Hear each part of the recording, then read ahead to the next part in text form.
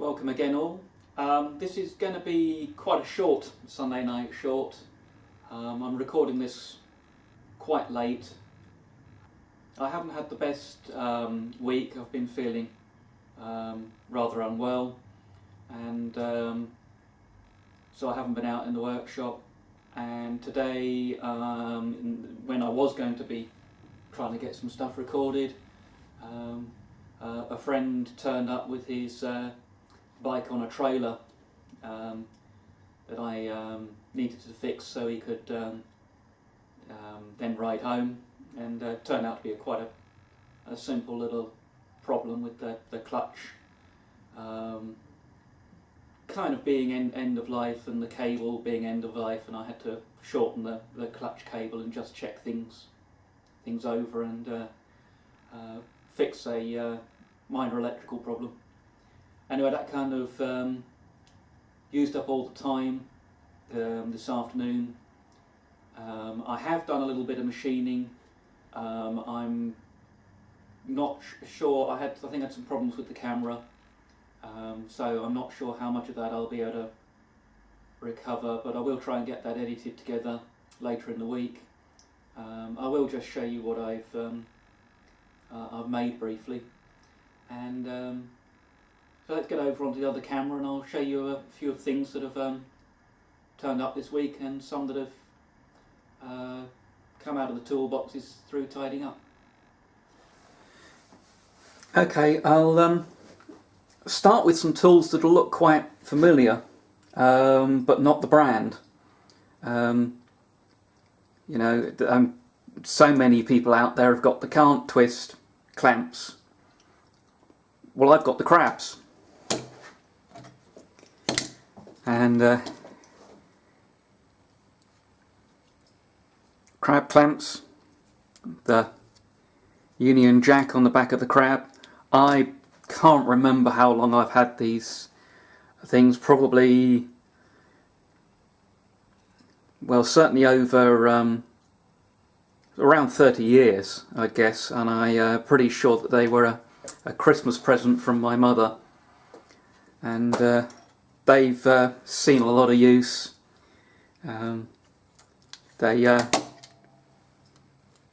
They've been abused and buckled, and you know, some of it was me, some of it was lending it out to other people, but they're still more or less functional. This one I've got to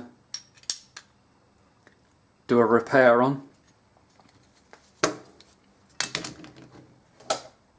And then I have a noggle clamp, and these are actually nice and heavy duty on the plates.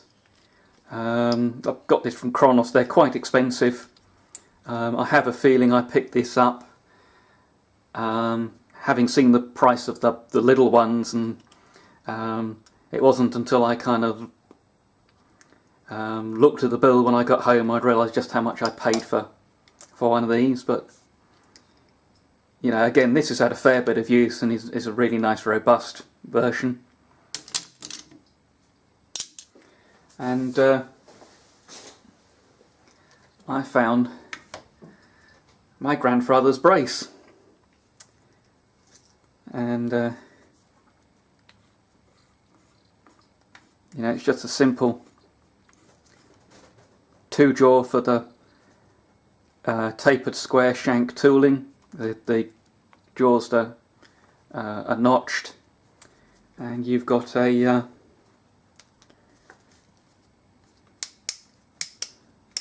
reversible ratchet with a central lock position, and just occasionally these come in handy as a tap handle.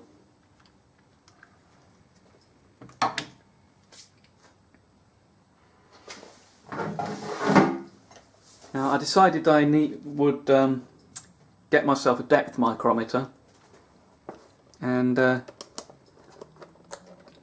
this turned up at the right price,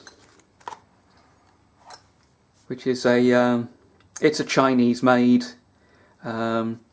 digital depth mic.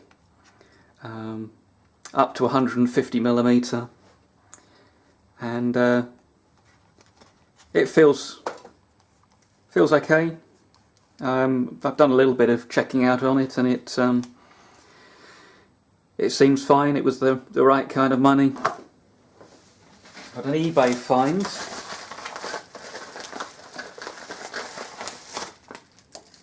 There's this little lot,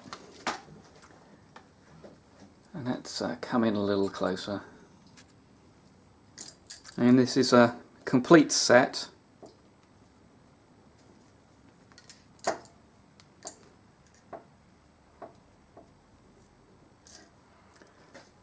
And there are small hole gauges,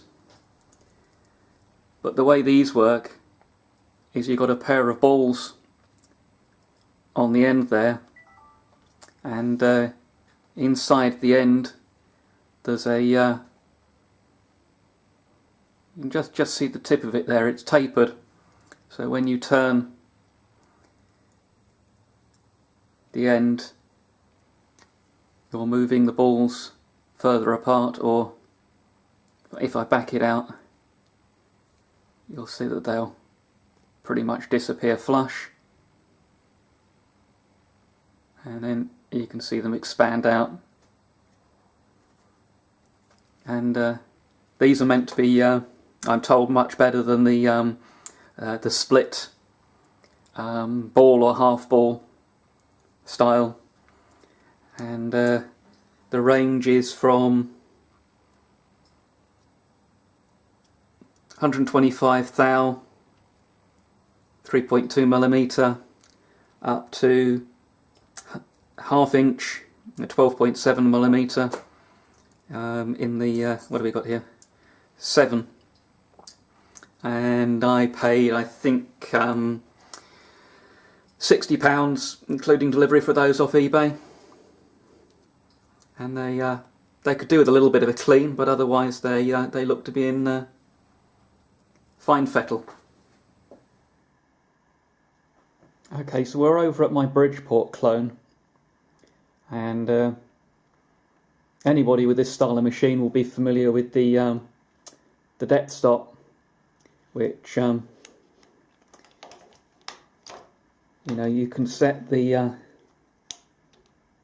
automatic feed, and then when it hits the stop it'll trip out, and you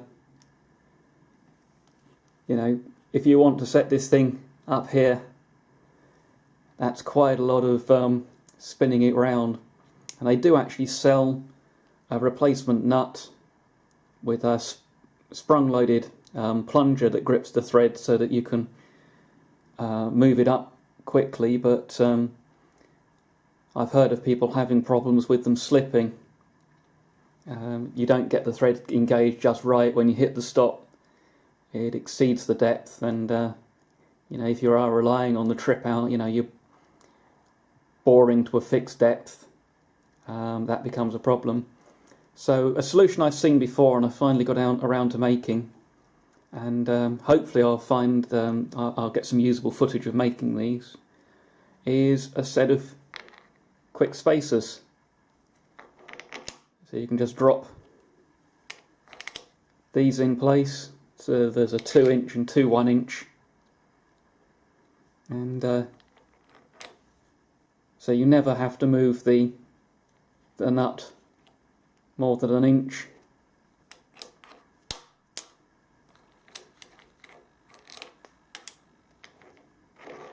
And of course,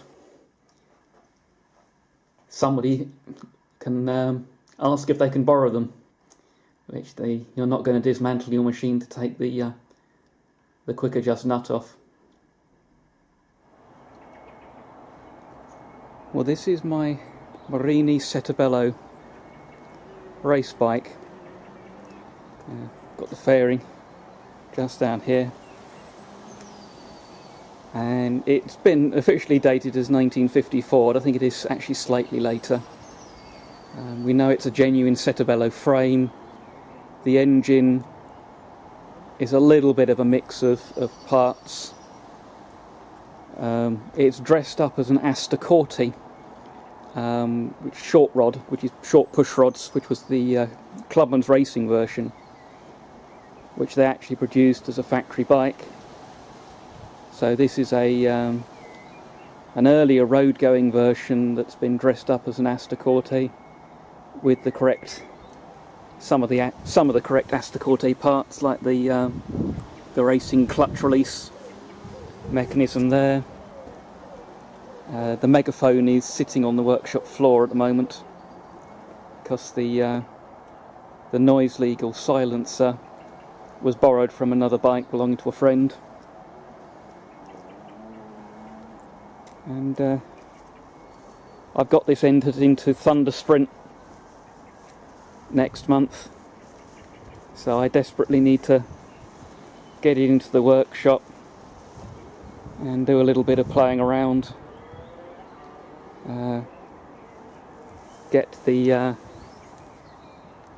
See if we can get the fairing mounted properly,